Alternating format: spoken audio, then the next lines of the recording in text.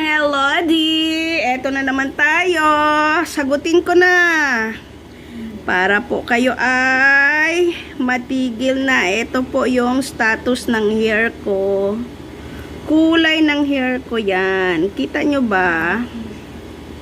Yan. Yan. Actually, talagang white na talaga siya. Ito, nagbe-blend yung gray at saka white niya.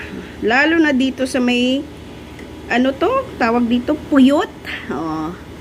Yan, ayan oh. Yan, sobra na talaga siyang puti.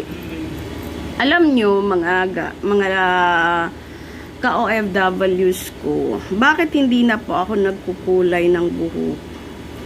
Kasi po, kahit sabihin man natin yan organic o safe o walang ammonia, walang chuchu-chuchu, nakakasama po yan sa health natin. So, hindi, syempre, tayo, lalo na ako sa sarili ko na tumataas na yung edad ko, sinasabi natin tumatanda na tayo.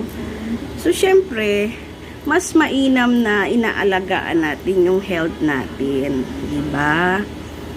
So, kaya, nag-decide ako, hindi na muna ako magpapakulay ng buhok.